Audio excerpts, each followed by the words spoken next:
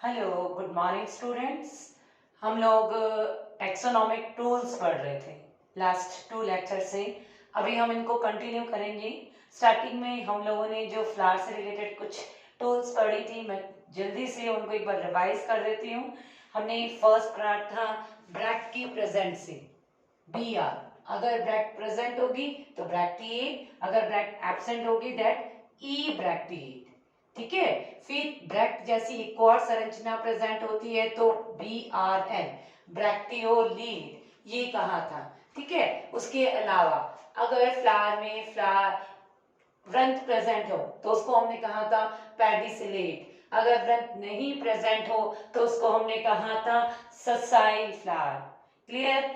मैं रिवाइज इसलिए कर रही हूँ कि आप लोगों के दिमाग में ये जो टर्म्स हैं वो बिल्कुल अच्छे से बैठ जाए।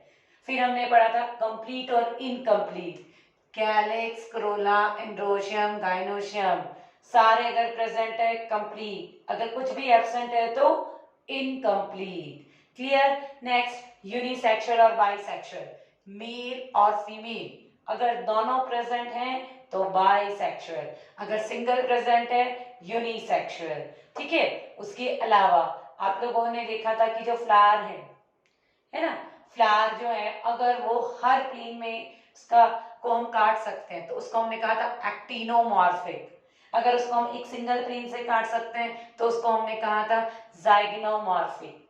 अगर फ्लावर की जो साइकिल है उनका नंबर 2 हो, सेपल भी 2 हो, पेटल्स भी 2 हो या स्टैमेन भी 2 हो, अगर उनका में ज्यादातर जो पार्ट्स हैं वो 2 हो तो फ्लावर को हमने कहा था डायमेरस। 3 ट्राई, 4 टेट्रा, 5 पेंटामेरस फ्लावर कहा था।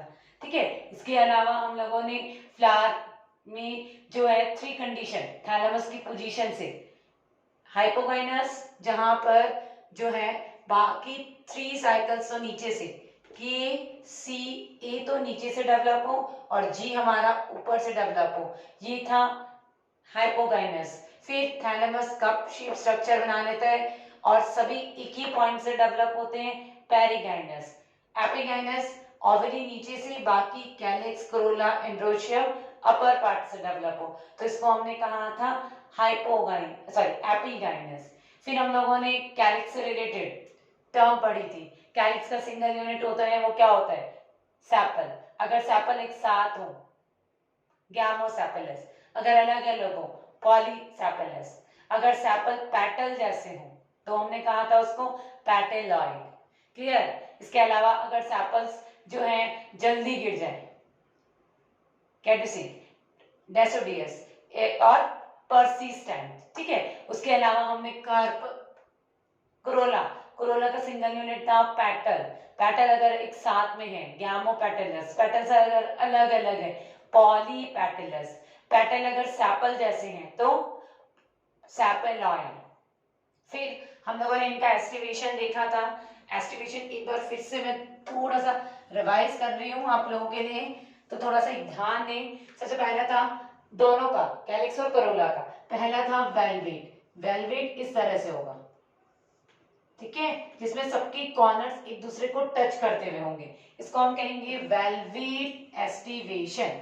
सेकंड था ट्विस्टेड, ट्विस्टेड ट्विस्ट होना, 1 2 3 4 देन 5, इसको बोलते हैं ट्विस्टेड।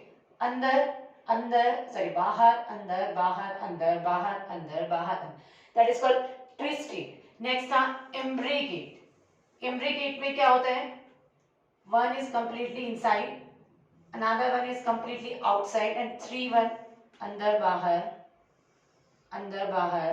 then अंदर बाहर, that is imbricate. Clear. Next, queen square. Queen square, 1 2 is completely inside and 2 is completely outside, and 1 is inside and outside. This is queen square. एक पूरा अंदर, दो पूरे अंदर, दो पूरे बाहर और एक अंदर और बाहर। फिर था वैक्सिलरी।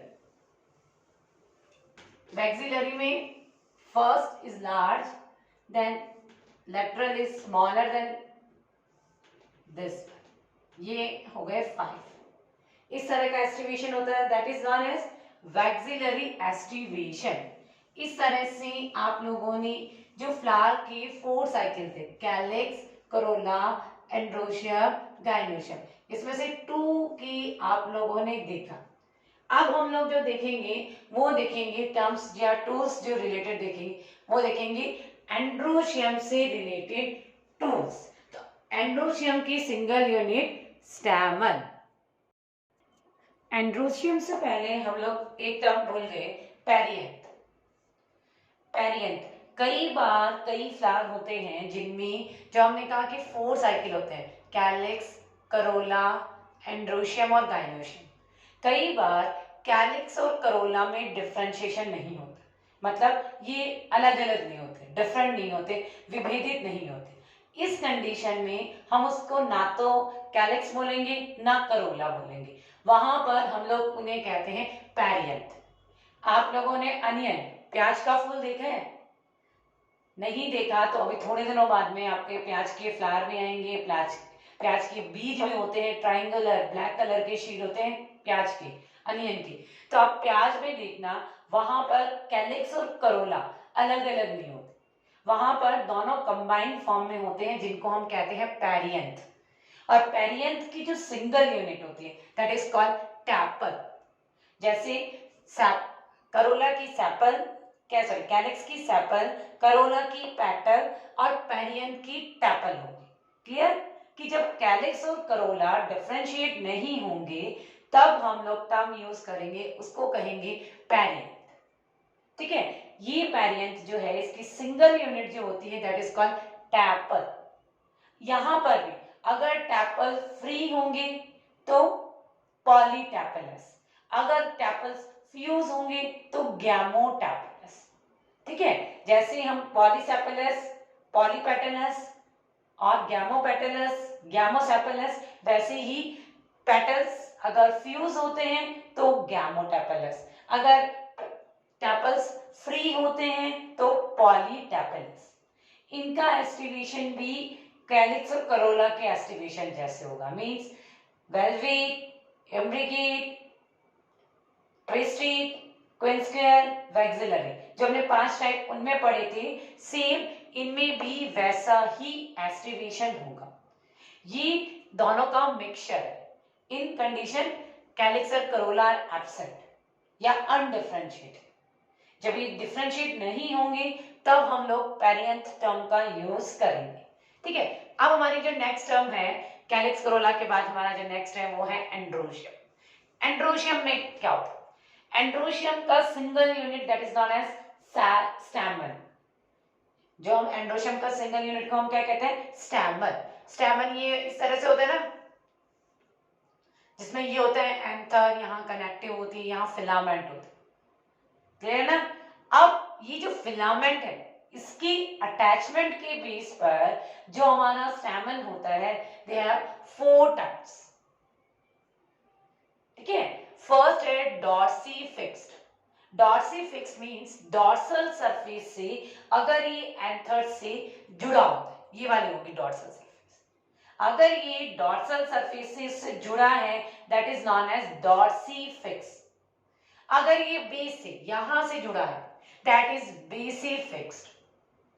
इसको हम क्या कहेंगे? एंथर को डॉर्सी फिक्स एंथर। अगर डॉर्सल सरफेस से जुड़ा है, अगर ये आधारी से जुड़ा है तो इसको हम कहेंगे बेसी फिक्स्ड। और अगर एडेंट, एडेंट का मींस फिलामेंट पूरा इससे जुड़ा हुआ है, स्टार्टिंग से लेके यहां पर ये है पूरा इससे जुड़ा हुआ, ऊपर से लेकर नीचे तक, तो एडेंट।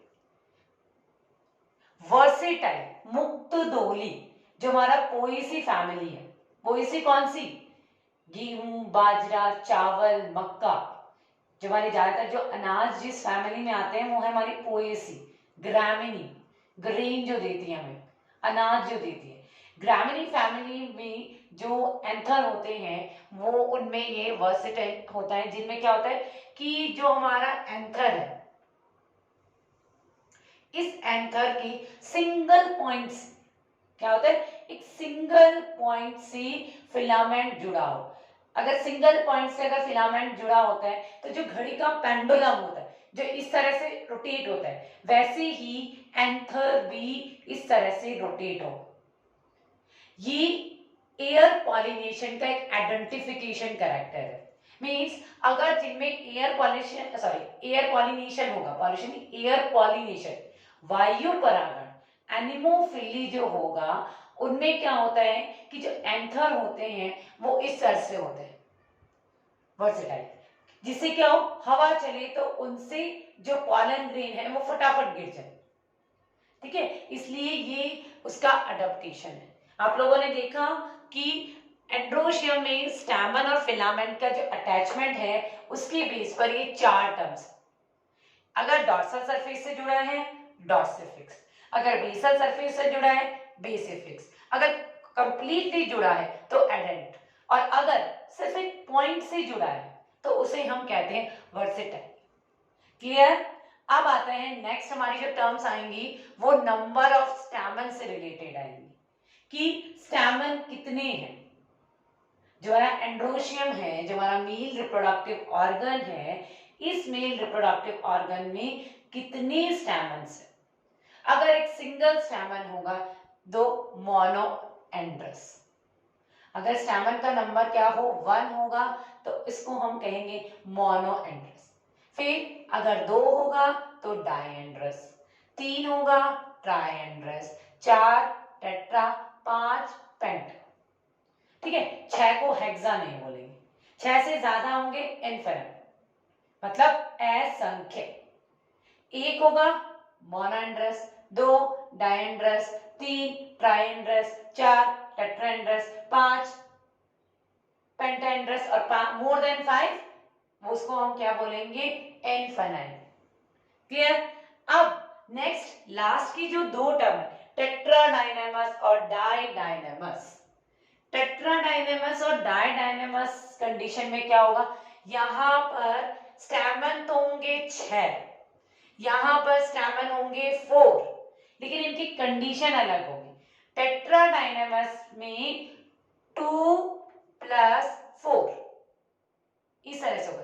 2 + 4 मीन्स जो स्टैमन होंगे 2 बाहर के चक्र में होंगे और 2 अंदर के चक्र में होंगे, इस तरह से। यहां 2 स्टैमन होंगे, अंदर जो होंगे 1 2 3 4। क्लियर? बाहर के 2 जो होंगे वो स्मॉल होंगे और अंदर के जो 4 होंगे वो बड़े होंगे। ये आपको मस्टर्ड, जो हमारी बेसिक ऐसी फैमिली है जिसको हम क्रूसीफेरी फैमिली बोलते हैं, सरसों मूली गोभी वाली जो फैमिली है उसमें आपको देखने को मिलेगा। अगर आपके थोड़े दिनों बाद में आपको देखोगे कि खेतों में बहुत सारे सरसों के फूल आएंगे, उन सरसों के फूल को आप लेना और उनमें स्टैमन देखना, आप लोग देखोगे कि बाहर के जो चक्र है उस बाहर के चक्र में आपको 2 जो स्टैमन होंगे उनके फिलामेंट छोटे दिखेंगे और अंदर के साइकिल में 4 जो होंगे उनके फिलामेंट बड़े होंगे। तो इसको हम कहते हैं टेट्राडाइनेमस कंडीशन। ठीक है, क्लियर? इसमें 6 होते हैं, 2 + 4 कंडीशन। नेक्स्ट है डाइडाइनेमस कंडीशन। डाइडाइनेमस कंडीशन में क्या होता है अपना 2 + 2 मींस 2 + 2। इस कंडीशन में क्या होगा कि जो 2 बाहर के होंगे वो छोटे होंगे और 2 अंदर के होंगे वो बड़े होंगे।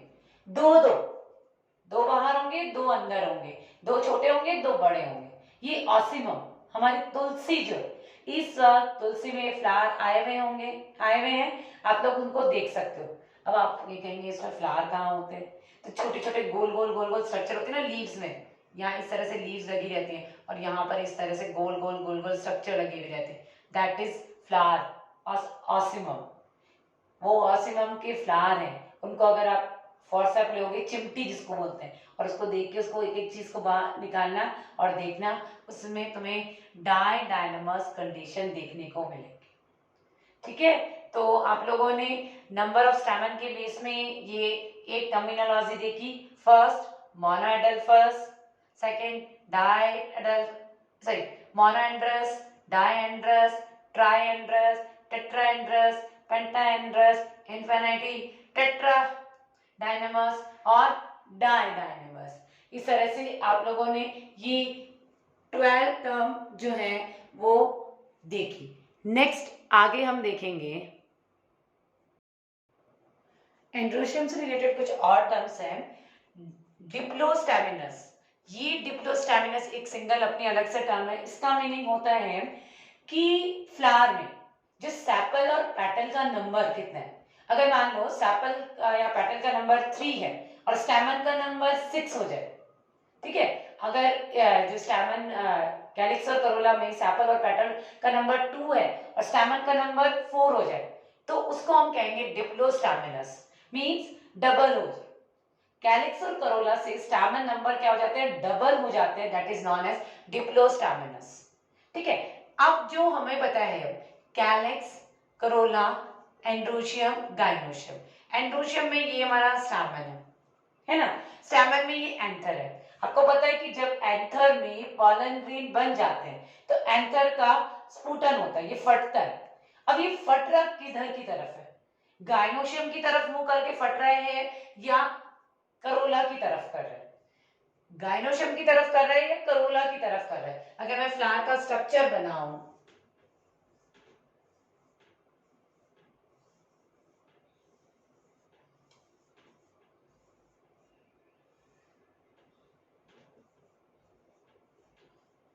ठीक है, इसका मुंह इधर है या इधर है, इससे रिलेटेड ये फट किधर रहा है, किसकी तरफ कर रहा है, अंदर की तरफ कर रहा है या बाहर की तरफ कर रहा है? इससे रिलेटेड हमारी दो टर्म्स होती हैं, इंट्रॉस और एक्सट्रोस।